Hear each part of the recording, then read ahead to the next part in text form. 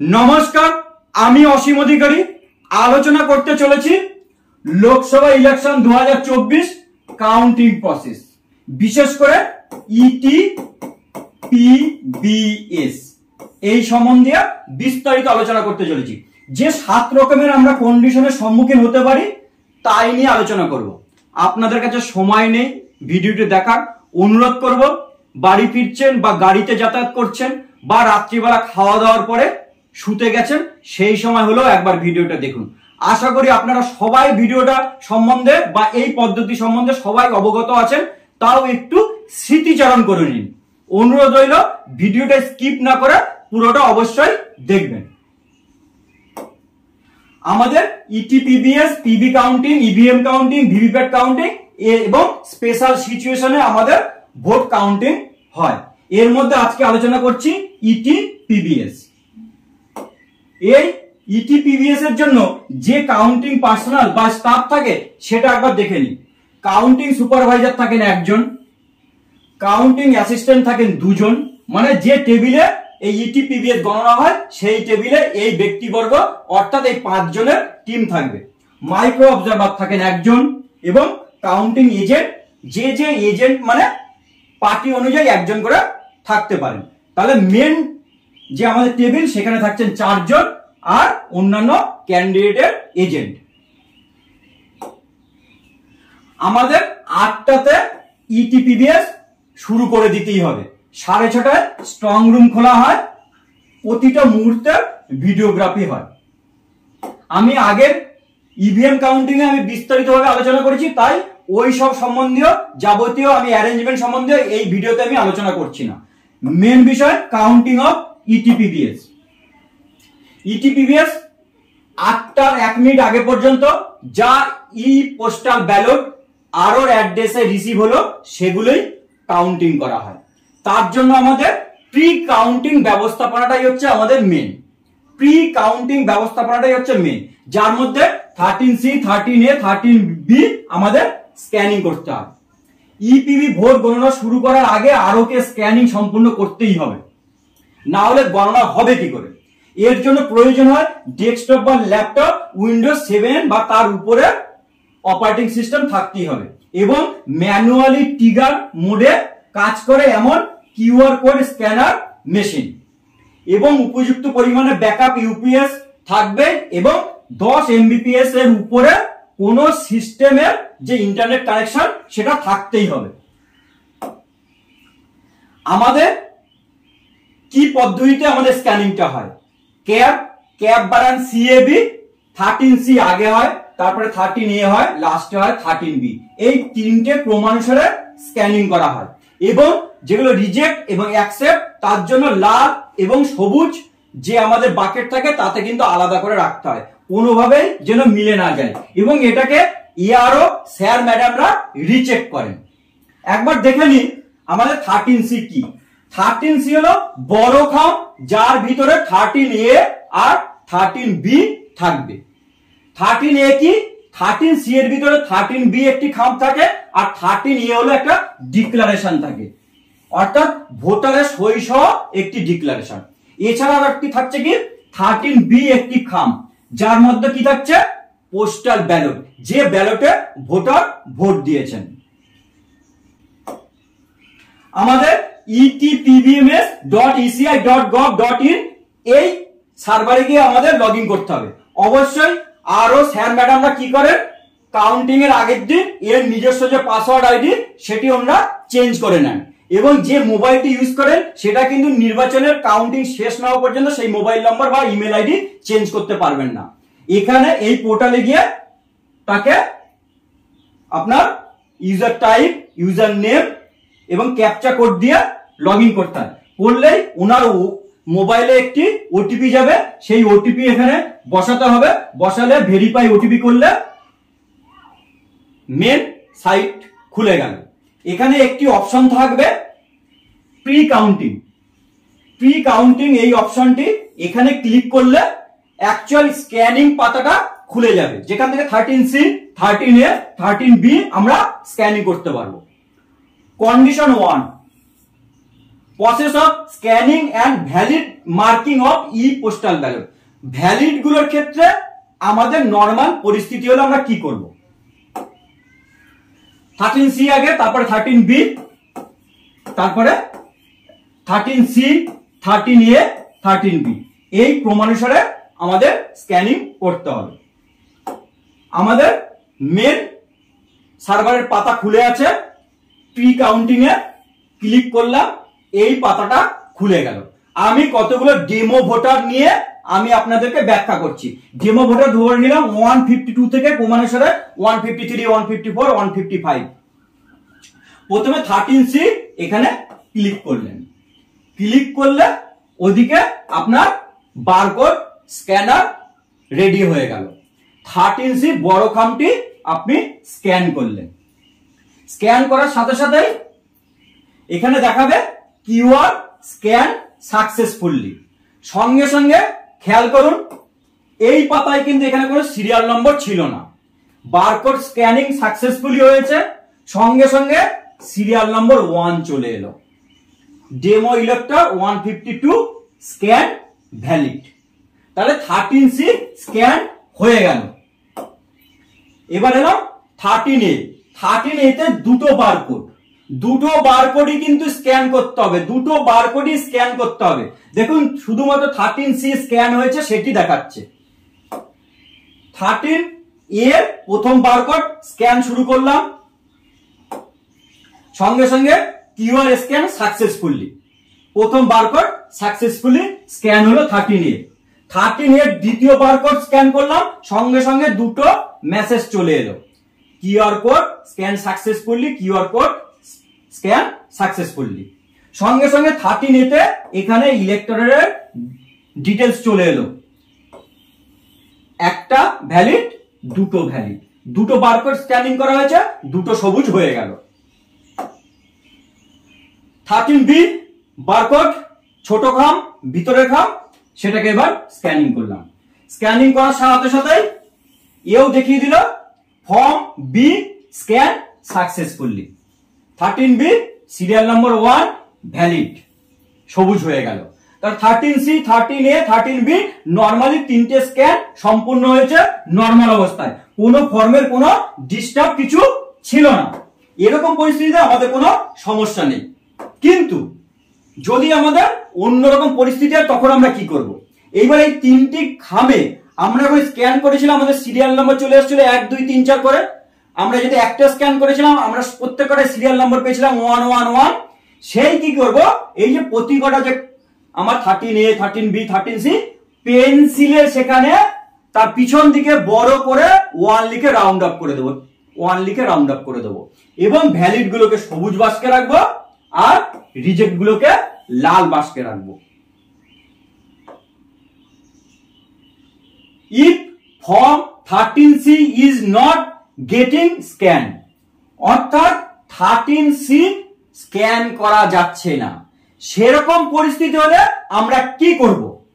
Condition number 2, এই 13A 13B scan করতে পারছি, 13C আমি স্ক্যান করতে পারছি না, সেরকম পরিস্থিতি হলে তখন কি করব?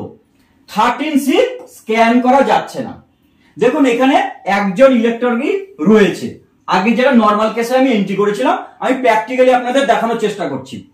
এবার কি করব, 13C তে ক্লিক করে এখানে যে সার্চ বার রয়েছে সেখানে মিনিমাম 3টে ক্যারেক্টার লিখতে হবে।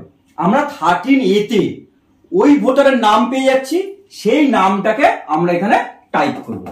টাইপ করতে গেলে আমাদের সঙ্গে সঙ্গে নাম ও ঠিকানা ওই ভোটারের যদি অ্যাকচুয়াল হয় তাহলে দেখা যাবে। সেটাকে আমরা এখানে ক্লিক করে নিয়ে এলাম, নিয়ে সেখানে অ্যাড করব।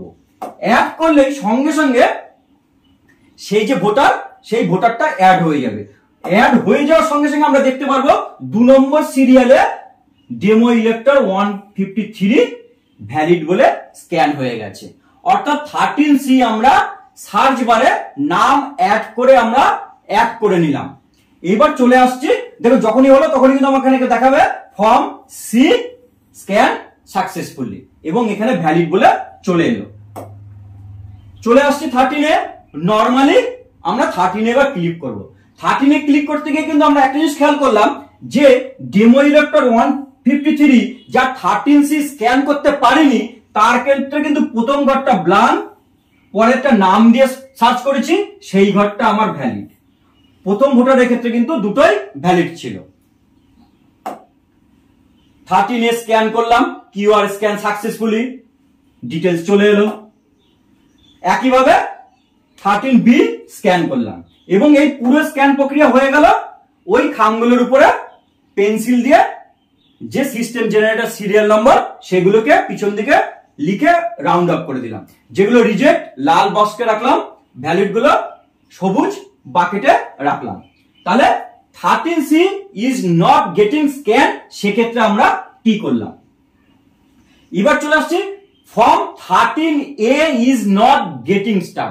13A স্ক্যান করা যাচ্ছে না, সেক্ষেত্রে কি করব? চলুন 13A এই বারকোড প্রথম এবং দ্বিতীয় কোনোটাই স্ক্যান করা যাচ্ছে না। সেই মুহূর্তে আমাদের কি 13C নরমালি আমরা দেখেছি করা গেল। তাহলে প্রথমে 13C আমরা স্ক্যান করে নেব। স্ক্যান হয়ে গেল। এবার 13A তে যাব। 13A তে গিয়ে এই যে অ্যাড ইলেক্টর ম্যানুয়ালি, এখানে ভোটারের নাম সার্চ করব। ভোটারের নাম যেই সার্চ করব ড্রপ ডাউনে কিছু নাম চলে আসবে, মিনিমাম 3টে ক্যারেক্টার এখানে টাইপ করুন। করলে ডেমো ইলেক্টর 154 সার্চ বারে চলে এলো। চলে আসার সঙ্গে সঙ্গে কি করব? আমরা 13A তে ওনার যে এখানে পিবিআইডি যে কোড রয়েছে, বড় সংখ্যার যে কোড, সেটা এই ঘরে টাইপ করব। টাইপ করে ওখানে অ্যাড করব।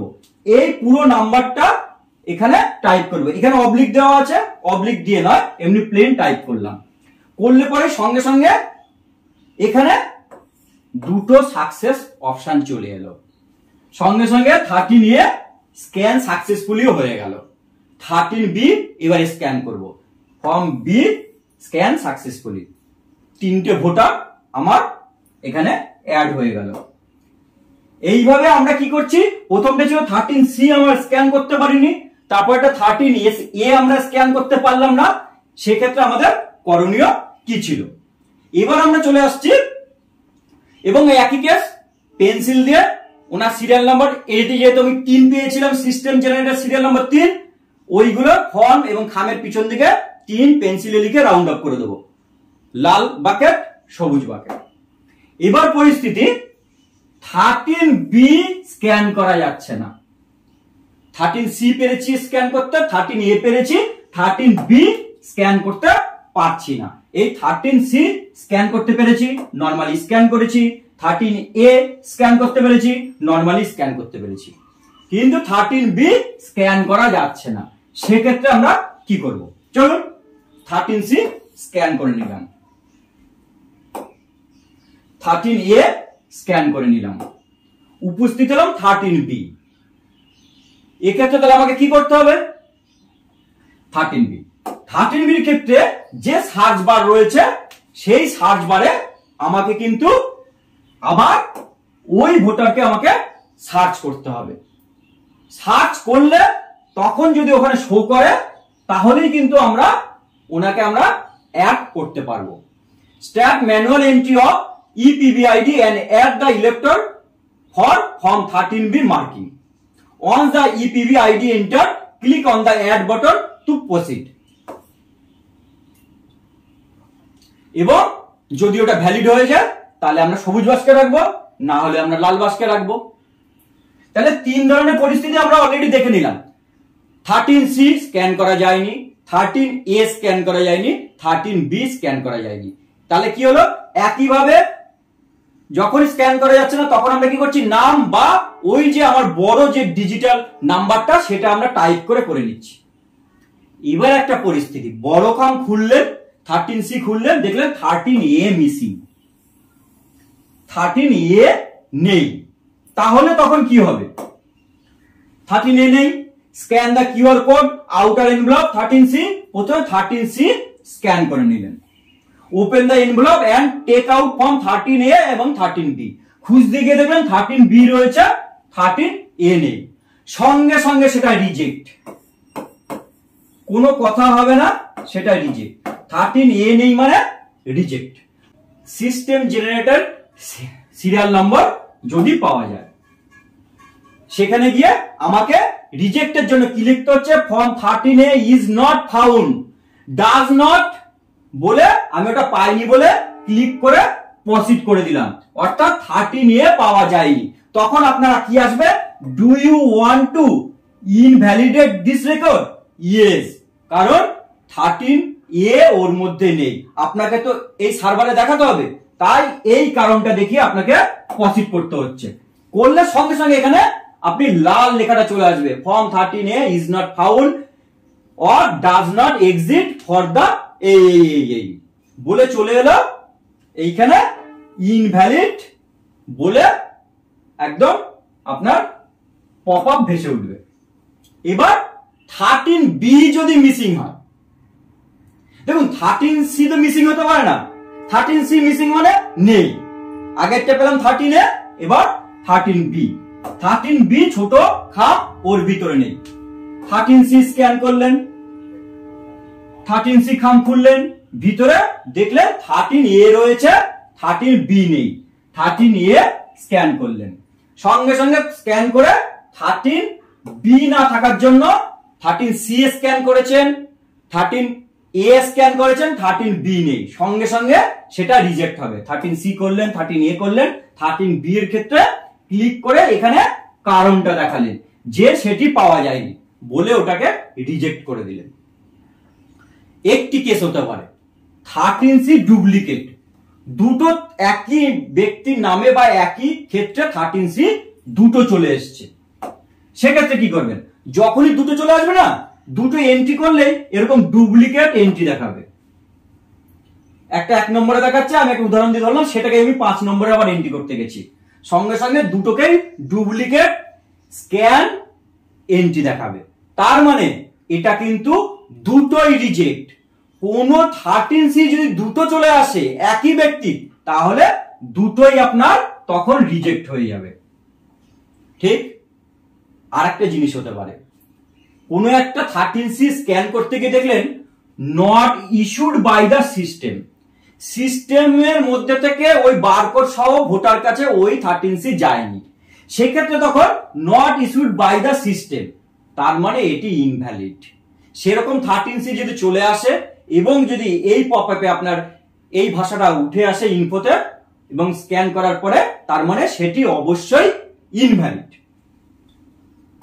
স্যার ম্যাডাম, আশা করি আপনাদের যাবতীয় ছোট্ট এইটুকু সময়ের মধ্যে আপনাদের সামনে উপস্থাপন করতে পেরেছি। 13C ডুপ্লিকেট হলে কি করবেন, ক্যান্সেল, সেটাই বলেছি, সেটাই আমি আগে ব্যাখ্যা করলাম। এবার আপনার সব স্ক্যানিং শেষ হয়ে গেছে আর 13C পড়ে নেই, তাহলে এই সাইটে আপনি কি করবেন, এখানে রয়েছে স্ক্যান কমপ্লিট, এখানে ক্লিক করলেন।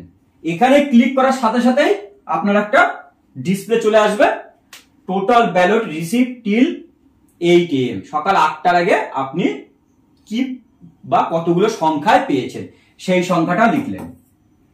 Total ballot receive after 8 AM, 8টার পরে যদি কোনো কিছু আসে সেই সংখ্যাটা লিখবেন বা 0 লিখলেন। Total EPB rejected without scan, এরকম যদি সংখ্যা থাকে লিখবেন, না হলে 0 লিখবেন। মার্ক স্ক্যানিং কমপ্লিট বলে টাক করে ক্লিক করলেন, আপনার স্ক্যানিং পিরিয়ড শেষ। আশা করি ইটিপিবিএস নিয়ে যেটুকু ছিল আপনাদের সামনে উপস্থাপন করতে পেরেছি। একটা দুঃখের কথা বলে আমি শেষ করছি, সেটা হচ্ছে আমরা এমনই এক জায়গায় কর্মরত, সেটা হচ্ছে পঞ্চায়েতে, যাদের কিনা পঞ্চায়েত কাউন্টিং এ কখনোই মানে এই ইলেকশনের কাউন্টিং এ কখনোই ডাক পড়ে না। এর জন্য মনে একটু কষ্ট লাগে ঠিকই, তবে একদিকে ভালো, সকালে তো যেতে হয় না, সারাদিনের পরিশ্রম করতে হয় না, ওই দিন বাড়িতে টিভিতে বসে খবরগুলো দেখতে পাই। ঠিক আছে স্যার ম্যাডাম, সবাই ভালো থাকবেন, নমস্কার, ধন্যবাদ।